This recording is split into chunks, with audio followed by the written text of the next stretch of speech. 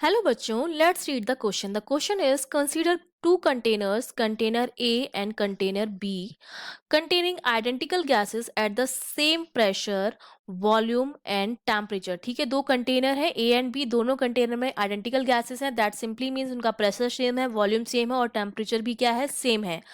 The gas in container A is compressed to half of its original volume isothermally, while the gas in container B is compressed to half of its original volume adiabatically. दोनों ही container को compress किया जा रहा है. एक का process isothermal है और एक का प्रोसेस आपका क्या है, एडियाबैटिकल है, और दोनों ही प्रोसेस में जो वॉल्यूम है उसको हाफ हो रहा है.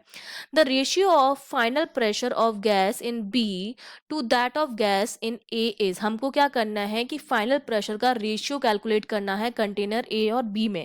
ठीक है, तो अब हमको ये पता है कि जो हमारे पास दोनों कंटेनर हैं, ठीक है, एक कंटेनर का जो प्रोसेस है वो आइसोथर्मल है. ठीक है, एक है आपका पास कंटेनर ए और एक आपके पास है कंटेनर बी. ये कंटेनर ए जो है उसमें प्रोसेस हो रहा है आइसोथर्मल और इसमें जो प्रोसेस हो रहा है वो हो रहा है एडियाबैटिकल. ठीक है, एडियाबैटिकल.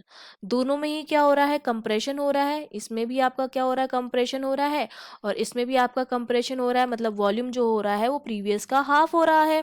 तो अगर सपोज अगर आप ग्राफ भी बनाते हैं, वैसे ग्राफ की रिक्वायरमेंट नहीं है क्योंकि तो ग्राफ जो होगा ऑलमोस्ट सेम ही बनता है, बस स्लोप का डिफरेंस होता है. स्लोप जो होता है वो एडियाबैटिकल का क्या होता है, आइसोथर्मल से डिफरेंट आता है.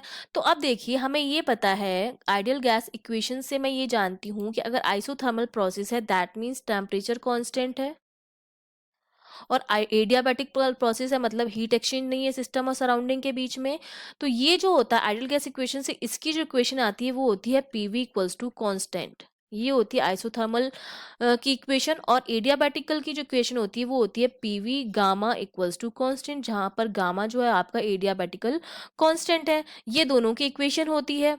अब अगर मैं इसको इस इक्वेशन को इनिशियल और फाइनल कंडीशन के लिए यूज करूं, तो मैं इसको क्या लिख सकती हूँ, इनिशियली मैंने मान लिया कि जो प्रेशर था वो पी नॉट था और फाइनल वाला जो था वो पी टू, उसको लिख देती हूँ.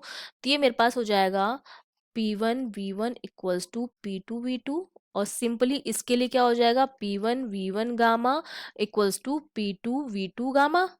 ठीक है, अब पी वन को मैं पी नॉट मान लूँ, वी वन को मैं मान लेती हूँ, अब बोल रहा है कि वॉल्यूम जो हाफ हो रहा है.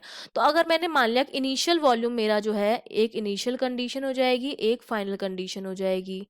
ठीक है, इनिशियल प्रेशर पी नॉट था, फाइनल प्रेशर पी टू मान लिया. इनिशियल वॉल्यूम जो था वो हमने टू वी नॉट मान लिया, तो फाइनल कितना हो जाएगा, half of initial, that means V naught हो जाएगा.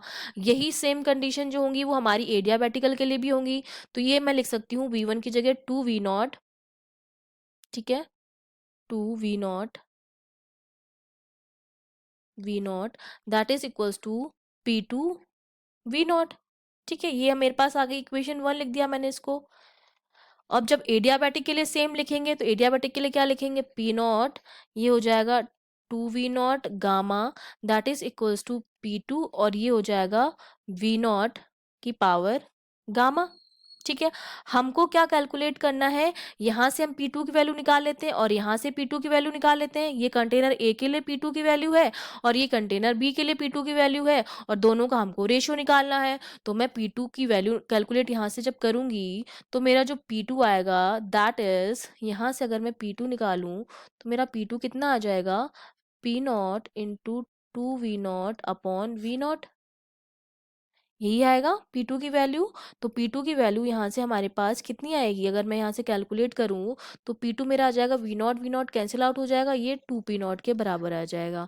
और अगर मैं यहाँ से P2 की वैल्यू कैलकुलेट करूँ तो यहाँ से P2 की वैल्यू कितनी आ जाएगी, two V naught upon V naught, और इसकी पावर हो जाएगी गामा, और यहाँ पर आपके पास क्या हो जाएगा, पी नॉट आ जाएगा. ठीक है, तो ये मेरे पास P2 की वैल्यू आ गई. अब मुझे क्या करना है, दोनों का रेशियो निकालना है. ये तो है कंटेनर A के लिए और ये है कंटेनर B के लिए. हमको दोनों का रेशियो कैलकुलेट करना है कंटेनर B का कंटेनर A के कंपेयर में. तो यहाँ पे मैं ये लिख सकती हूँ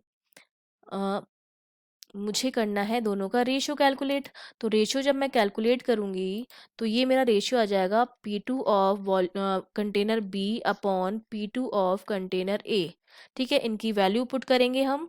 जो वैल्यू पुट करेंगे तो हमारे पास जो आंसर आएगा दैट इज 2 की power gamma P not upon 2P0।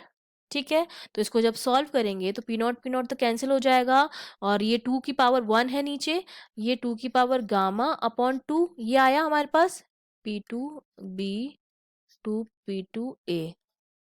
ठीक है, तो जब इसको ऊपर लेके जाएंगे तो ये क्या हो जाएगा, गामा -1 हो जाएगा, तो 2 गामा -1 ये हमारे पास रेशियो आ गया P2 और P2 का कंटेनर B के रेस्पेक्ट में कंटेनर A का, और यही हमारा क्या हो जाएगा, आंसर हो जाएगा। ठीक है, दैट मीन्स ऑप्शन ए जो है आपका बिल्कुल करेक्ट ऑप्शन है, option A is correct. I hope you understood well, all the best.